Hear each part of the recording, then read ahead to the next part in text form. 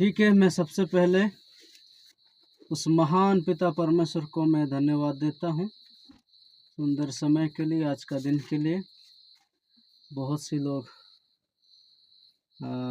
ये समय मौका नहीं पाए होंगे, परंतु मुझे और आपको परमेश्वर ने दिया है। सारे विपत्ति, आपत्ति, दुर्घटना, एक्सीडेंट, शैतान, शत्रु, हर एक समस्या से हमें बचाकर लालन पालन, हर एक ज़रूरतों को हमें दे के, इसके लिए मैं परमेश्वर को धन्यवाद देता हूँ। उस महान पिता परमेश्वर का धन्यवाद हो।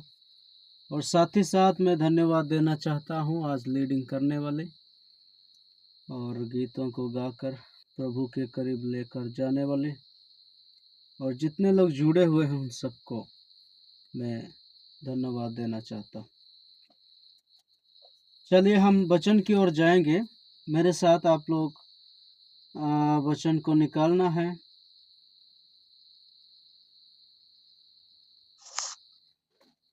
निर्गमन की किताब हम लोग निकालेंगे। पुराने नियम में से हम पढ़ेंगे, आज थोड़ा सीखेंगे इसमें क्या लिखा हुआ है। निर्गमन कितना पार्षद है? हाँ, निर्गमन 1 अध्याय 7, 8, 9, 10, 11, 12 मतलब लेके हम लोग 22 वचन तक देखेंगे, पर एक वचन को आप पढ़िएगा। 22 को पढ़िए। 22 1 अध्याय का 22 वचन। ठीक है। तब फिरौन ने अपनी सारे प्रजा के लोगों को आज्ञा दी, इब्रियों के जितने बेटे उत्पन्न हो उन सबों को तुम नील नदी में डाल देना और सब बेटियों को जीवित रहने देना। आमीन। Okay, thank you. प्रार्थना करेंगे। Praise the lord, hallelujah. प्रभु, हम आपको धन्यवाद देते हैं, आपने हम सबको अनुग्रह किया है गूगल मीट में जुड़ने के लिए प्रभु। और धन्यवाद देते प्रभु जी, आप हमारे संग और साथ हो। धन्यवाद देते आपके जीवित कलाम के लिए और जितने लोग जुड़े हुए हैं सब के लिए। जो पड़े हुए प्रभु तेरे हाथ में सौंपते इस समय मुझे सहायता कर, और जितने लोग जुड़े हुए सुन रहे प्रभु उनकी आंखों को, कानों को, हृदय को खोले यीशु के सामर्थ्य नाम से, आत्मिक रीति से। और चुराने वाले शैतान की सारी योजना यीशु के नाम में कैंसिल करता हूँ। प्रार्थना सुना, धन्यवाद। उद्धार करता यीशु के सामर्थ्य नाम से, आमीन। ओके, जो आपने पढ़ा है 1 अध्याय का 22 वचन। तब फिरौन ने अपनी सारी प्रजा के लोगों को आज्ञा दी, इब्रियों के जितने बेटे उत्पन्न हो उन सबों को तुम नील नदी में डाल देना और सब बेटियों को जीवित रहने देना। जी, यहाँ पे आप देख सकते हैं, जब उत्पत्ति आखिरी अध्याय में हम देखते हैं तो वहाँ पे आप सब लोग जानते हैं, गीत भी ऐसा है, अब्राहम का प्रभु, इसहाक का प्रभु, याकूब का प्रभु मेरे साथ है सदा, बोल के हम क्या है वचन को सुनते हैं, गीत भी गाकर हम परमेश्वर का महिमा करते हैं, है ना। तो अब्राहम, इसहाक और याकूब जो आखिरी है ना, याकूब जो है वो इसहाक का बेटा था और उसके बारे में हम सब लोग जानते हैं। और याकूब का जो बेटे थे उसका नाम यूसुफ, यूसुफ के बारे में भी हम सब लोग जानते हैं। यूसुफ 13 साल तक दुख उठाया और साथ ही साथ परमेश्वर ने उसको मिस्र देश का एक राजा बनाया, गवर्नर बना दिया। 13 साल तक दुख उठाने के बाद उसके जीवन में काफी समस्या, काफी तनाव, काफी दिक्कतें बढ़ते बढ़ते बढ़ते बढ़ते, घटता नहीं है, बढ़ते बढ़ते जाता था। तब भी वो परमेश्वर को छोड़ा नहीं, तब भी वो परमेश्वर की आराधना करना नहीं छोड़ा, तब भी प्रार्थना करना नहीं छोड़ा, तब भी वो सेवकाई करना नहीं छोड़ा। 13 साल तक दुख उठाकर आखिरी में सबसे बड़ा ताकत देश का एक गवर्नर बनाने की परमेश्वर ने उसको योग्य बनाया। उसके बाद जो यूसुफ को जानता था वो राजा खत्म हो गया, मर गया। और यूसुफ का जिंदगी, यूसुफ भी अपने बुढ़ापे में क्या होते हैं, वो भी मर जाते हैं। लेकिन यूसुफ से और उसके भाई लोगों से काफी बच्चे पैदा हुए थे। वहां पे लगभग 5-6 लाख से अधिक लोग हो गए थे। उसके बाद क्या हुआ, यूसुफ मरने के बाद वहां का जो अब का जो राजा होने वाला है वो उनको जानता नहीं था, और देखा कि इस्राएल लोग, परमेश्वर के लोग काफी बढ़ रहे हैं, दिन प्रतिदिन सामर्थी होते जा रहे हैं, दिन प्रतिदिन शक्ति से बढ़ रहे हैं, दिन प्रतिदिन ज्ञान और बुद्धि से बढ़ रहे हैं, दिन और प्रतिदिन उनका अलग अलग आशीषों को देख सकते हैं। और जब इन्होंने इस राजा ने देखा, फिरौन राजा ने देखा, तो अपने सेनाओं को आदेश देते हैं। क्यों आदेश देते हैं? कि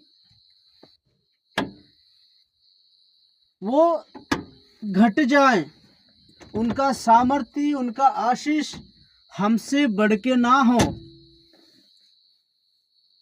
इसलिए वहां पर फिरौन के सोच में ये आ गया, उनके मन में ये आता है। लेकिन फिर भी आपको मालूम, यहाँ पे इस प्रकार लिखा है 7 में, 1:7 में, परंतु इस्राएल की संतान फूलने फलने लगे और वे लोग अत्यंत सामर्थ्य बनते चले गए और इतना अधिक बढ़ गए कि सारा देश उनसे भर गया। देखिएगा, मिस्र देश में ये लोग विदेश से जाकर के वहां रहने लगे। वो सारे लोग जो है यूसुफ से उत्पन्न हुए हैं। तो वहां पे सारे लोग क्या है, उस देश में भर गए, विदेशी लोग। जैसे आजकल दुबई में अगर जाएंगे तो केरल के लोग सारे वहां पे भरे पड़े हैं। केरल के नहीं, बल्कि हमारे भारत के लोग आधा वहां पर, इसलिए कहा जाता है दूसरा भारत कहा जाता है, सेकंड भारत। दुबई में सारे भारत लोग जो है लगभग 50-60% वहां पर रहते हैं, वास करते हैं। और वहां का सारी राज्य जो है भारत लोगों के पास काफी है, काफी अधिकार है। अपना कंपनियां, अपने फैक्ट्रियां, अपना काम, मतलब सारी वहां पे जाके व्यवस्था हो चुका है। अमेरिका में भी आप देखेंगे, किसी से सुन सकते हैं, वहां पे भी 50% भारत के लोगों को देख सकते हैं। और जब ये बढ़ते कैसे हैं, जब तक परमेश्वर का आशीष नहीं होता है तो दूसरे देश में हम कभी बढ़ नहीं पाएंगे, बढ़ नहीं सकते। ये परमेश्वर का कृपा है, ये परमेश्वर का आशीष है। यहाँ पे ये लोग क्या है, दिन प्रतिदिन सामर्थ्य में, बुद्धि से, ज्ञान से और शक्ति की ओर बढ़ रहे हैं और उसी देश में भर जाते हैं, फले फूलते हैं, फलने लगते हैं। और मिस्र में एक नया राजा गद्दी पर बैठा जो यूसुफ को नहीं जानता था। उसने अपनी प्रजा से कहा, देखो इस्राएल हमसे गिनती और सामर्थ्य से अधिक बढ़ गए हैं, इसलिए आओ हम उनके साथ बुद्धिमानी से बर्ताव करें। कहीं ऐसा ना हो कि जब वे बहुत बढ़ जाएं और यदि संग्राम का समय आ पड़े तो हमारे वैरियों से मिलकर हमसे लड़े और इस देश से निकल जाएं। यहाँ पे मैं आपसे शुरू में कहा, नया राजा यूसुफ को नहीं जानता था और परमेश्वर के लोग को नहीं जानता था। ऐसा राजा वहां पे उत्पन्न हुआ, वहां पे राजगद्दी में बैठ गया। तो ये लोग बुद्धिमानी के साथ क्या करें, इनके साथ बर्ताव करें। और वो बुद्धिमान कैसा होता है वो भी पढ़ के सुनाएंगे। इसलिए उन्होंने उन पर बेगारी कराने वालों की युक्तियों किया कि वे उन पर भार डालकर उनको दुख दिया करें। और उन्होंने फिरौन के लिए पीतम और रामसेस नामक भंडार वाले नगरों को बनाया, पर ज्यों-ज्यों है ना, पर ज्यों-ज्यों पर क्या कहते हैं, वे उनकी दुख देते गए, त्यों-त्यों वे बढ़ते और फैलते चले गए। इसलिए वे इस्राएलियों से अत्यंत डर गए। मैं आपसे कहना चाहता हूं, यहाँ जितने भी वचन को है आज हम मनन कर रहे हैं, सीख रहे हैं, यहाँ पे फिरौन राजा ना, जो दूसरा नया गद्दी पर बैठ गया, वो राजा जितना परमेश्वर के लोगों को घटाने की कोशिश किया, नष्ट करने की कोशिश किया, उनका सेवकाई को ठुकराने की कोशिश किया, नष्ट करने की कोशिश किया, कलीसियाओं को बंद करने की कोशिश किया, है ना, तब भी ये लोग क्या हो गया है, बढ़ते बढ़ते बढ़ते बढ़ते गए, घटे नहीं। जितना परमेश्वर के लोगों के लिए जल रहे हैं, उतना ये लोग क्या हो रहे हैं, बढ़ रहे हैं। यह अचंभ की बात है, यह असंभव की बात है। परमेश्वर असंभव को संभव करता है। मैं आज आपको ये बताना चाहता हूं, हमारे भारत देश में आज कई एक राज्यों होते हैं, उत्तर प्रदेश, मध्य प्रदेश, नेपाल, क्या कहते हैं, नेपाल नहीं है अपना, मणिपुर, अलग अलग राज्य में इतना सतब बढ़ रहा है, इतना ताड़ना बढ़ रहा है। मसीह लोगों को हटा रहे हैं, मसीह लोगों को घटाने की कोशिश कर रहे हैं, उनका कलीसियाओं को बंद किया जा रहा है, सेवकाई बंद करने की कोशिश कर रहे हैं, पास्टर लोगों को, प्रेरित लोगों को, सुसमाचार प्रचारकों को परेशानी किया जा रहा है, उनका काम रोकने की कोशिश किया जा रहा है। क्या प्रभु का काम रोक रहा है क्या? प्रभु का काम क्या बंद हो रहा है क्या? मैं रोज देखता हूं सोशल मीडिया में कि प्रतिदिन लोग बपतिस्मा ले रहे हैं, प्रतिदिन लोग प्रभु यीशु मसीह को जानते हैं, ग्रहण करते हैं, प्रतिदिन लोग प्रभु के साथ जोड़ रहे हैं। ये दुनिया के लोग परमेश्वर का सेवकाई को कभी हटा नहीं पाएंगे, क्योंकि जो वचन में लिखा हुआ है वो हो रहा है और होना चाहिए। फिर भी प्रभु यीशु मसीह का सेवकाई कभी रोक नहीं पाया है, ना ही अभी पाया है, ना ही पहले पाया गया है पुराने के समय में। यहाँ पे मैंने पढ़ के सुनाया है, वहां का राजा जितना कोशिश किया ये लोगों को बल में कमजोर बनाने के लिए, सामर्थ्य में कमजोर बनाने के लिए, और यहां तक कि जो लड़के पैदा होंगे उनको मार दिया जाएंगे, नील नदी में उसको फेंक दिया जाएंगे, वहां बहाया जाएगा, ये भी हुक्म दिया जा रहा है। फिर भी क्या होते हैं, बढ़ रहे हैं, सामर्थ्य में बढ़ रहे हैं और बर्ताव करे, है ना, चालाक से बर्ताव करे। इसका मतलब है पति रात को जाएंगे ड्यूटी, और सुबह पति आ जाते ही पत्नी को ड्यूटी जाना है। चाहे बुखार हो, चाहे तबीयत बिगड़ गया हो, तब भी आपको ड्यूटी जाना है। यदि लड़की पैदा होती है तो अच्छी बात है, उसको क्या करेंगे, उसको मारेंगे नहीं, उसको पाल पोषेंगे, फिर उनकी गुलाम में रखेंगे। हो सकता है अपने बच्चों के साथ उसको विवाह करवा देंगे और अपने लोग बनाएंगे। लेकिन जो लड़का पैदा होगा उसको क्या किया जाएंगे, नदी में फेंक दिया जाएंगे, मार डालकर। इतना चालाक से उनको बर्ताव किया गया, फिर भी ये लोग घटे नहीं, ये लोग बढ़ते गए। 12 में, पर ज्यों ज्यों वे उनको दुख देते गए, त्यों त्यों वे बढ़ते और फैलते गए, इसलिए वे इस्राएलियों से अत्यंत डर गए। देखिएगा, वो इसलिए डर रहा है, यार मैं इतना कोशिश करता हूं मारने के लिए, पति पत्नी आपस में क्या है, प्यार में ना रहें, शारीरिक संबंध ना बनाएं, दोनों मिलके प्रार्थना ना करें, दोनों मिलके प्रभु की सेवकाई ना करें, यीशु मसीह की, परमेश्वर की, दोनों मिलके उपवास ना करें, दोनों मिलके सेवकाई ना करें, दोनों मिलकर क्या है, प्रभु की संगति में ना जाएं।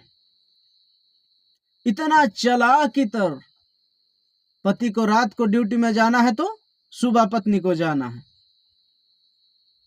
ताकि वो दोनों एक साथ ना सोएं, शारीरिक संबंध ना बनाए, ताकि लड़का पैदा ना हो। कितना चालाक से। आज भी ऐसे ही है। सुसमाचार प्रचारकों को क्या किया जा रहा है, उत्तर प्रदेश में 15 साल की जेल अगर उसको पकड़ दिया जाएगा। और उसके बाद इतना झूठी इल्जाम लगाते, यार कभी किसी ने पैसे दिया है क्या किसी को? इतना मतलब इतना बेकार की बातें जो है दुनिया कहती है। चावल एक बोरा के लिए धर्म परिवर्तन करवा दिया, पैसे के लिए करवा दिया, गाड़ी के लिए करवा दिया, घर के लिए करवा दिया, पता नहीं क्या क्या इल्जाम लगाते हैं। ऐसा कभी कोई किया ही नहीं है, मैंने आज तक कभी देखा ही नहीं है। जब से मैं प्रभु में आया हूं तब से आज तक मैंने देखा नहीं, ना ही मुझे कोई दिया है।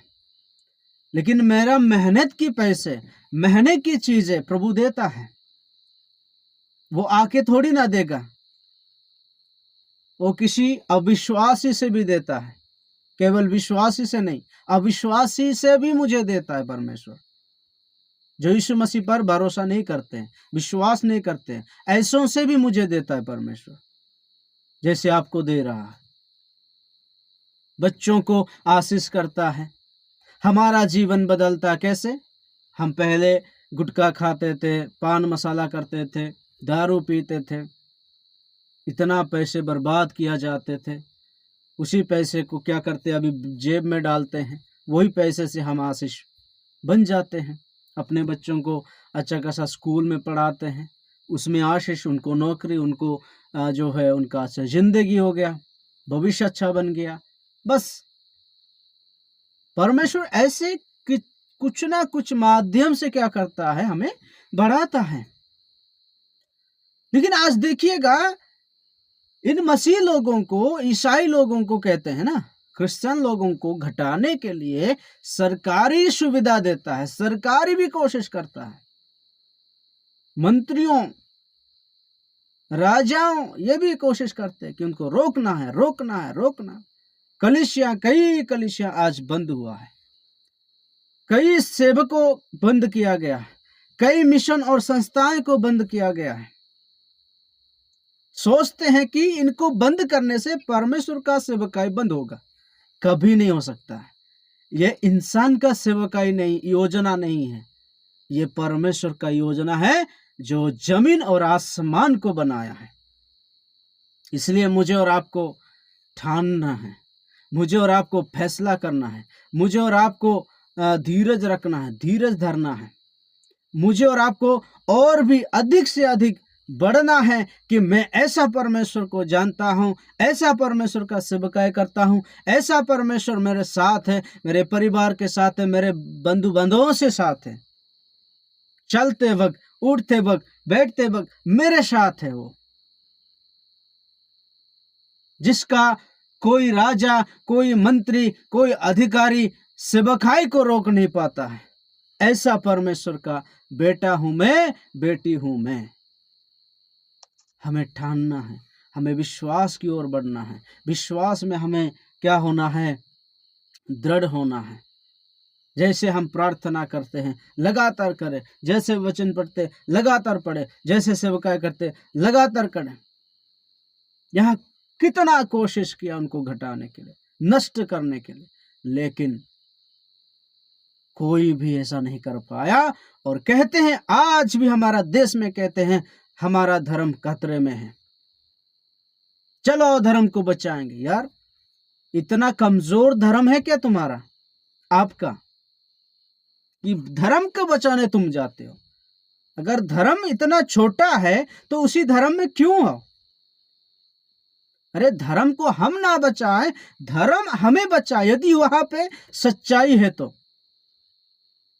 अगर सच्चाई नहीं है तो वो धर्म क्या हो जाएगा? घट जाएगा। यीशु मसीह के लोग, यीशु मसीह का सेवकाई कभी घटा नहीं है। क्यों नहीं घटा? इसलिए नहीं घटा कि वो सच्चाई है, उसमें सच्चाई है, उसमें जीवन है, उसमें मार्ग है, वो खतरे में नहीं है। ईसाई धर्म, ईसाई लोगों को कभी आप ऐसा कहते हुए सुना होगा क्या कि हमारा धर्म खतरे में है?